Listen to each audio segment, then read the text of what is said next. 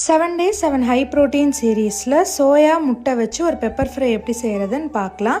இதுக்கு 4 முட்டை, ஒரு வெங்காயம், ஒரு தக்காளி, 1/4 கப் சோயா கிரானுவல்ஸ் எடுத்திருக்கேன். இது இல்லைன்னா நார்மல் சோயாவை வேக வச்சு உதுத்துக்கோங்க. 1/2 டீஸ்பூன் மல்லித்தூள், மிளகாத்தூள், 1/4 டீஸ்பூன் சீரகத்தூள், 1 டீஸ்பூன் பெப்பர் பவுடர், தேவையான அளவுக்கு உப்பு, கொஞ்சமாக மல்லி இலை, 1 ஸ்பூன் இஞ்சி பூண்டு பேஸ்ட். சோயாவை 1 நிமிஷம் சுடுதண்ணியில் ஊற வச்சு புளிஞ்சு எடுத்துக்கோங்க. இப்போ ஒரு பேனில் 1 டேபிள் ஸ்பூன் எண்ணெய் சேர்த்துட்டு வெங்காயத்தை கண்ணாடி பதத்துக்கு வதக்கிட்டு தக்காளியை மசிய வதக்கிடுங்க. இஞ்சி பூண்டு பேஸ்ட் சேர்த்து அது பச்சை வாசம் போனதும் சோயாவை சேர்த்து நல்லா கலந்துட்டு பொடி எல்லாத்தையுமே சேர்த்துக்கலாம். அதோட பச்சை வாசம் போனதும் 1/4 கப் தண்ணி சேர்த்து கலந்துட்டு கொஞ்ச நேரம் அதை அப்படியே விட்டுருங்க. இப்போது இதில் 4 முட்டையை உடச்சி ஊற்றிட்டு மூடி போட்டு வெள்ளைக்கரு கலர் மாறினதுக்கப்புறம் ரஃப்பாக இந்த மாதிரி திருப்பி போட்டுருங்க. அடி சைடும் வெந்தால் போதும். இந்த அளவுக்கு வெந்தோடனே மல்லி இலை சேர்த்து சர்வ் பண்ணால் நம்ம சோயா எக் ஃப்ரை ரெடி.